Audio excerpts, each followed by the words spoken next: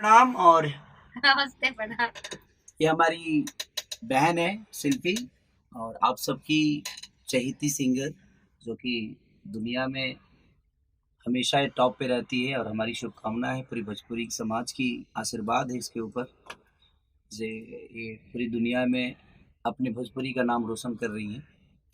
और भी दिया है गाने के माध्यम से, वही प्यार इनके चैनल को देना चाहिए आप सबको, और दीजिए और सब्सक्राइब करिए और शेयर करिए। और वो चैनल आपका है, हम तो बस एक माध्यम है जो उसके माध्यम से आप तक मनोरंजन पहुंचाते हैं।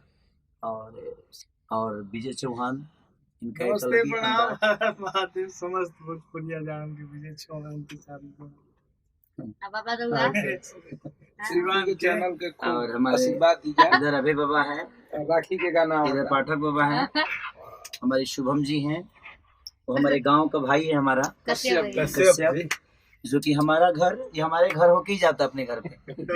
तो अब हमारे गांव से, हमारे घर से इसका घर दिखता है।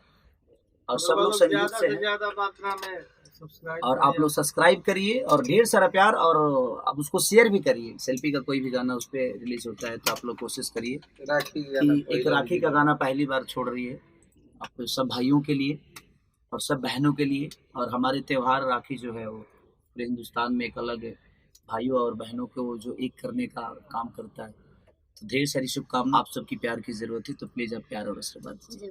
जय माता दी।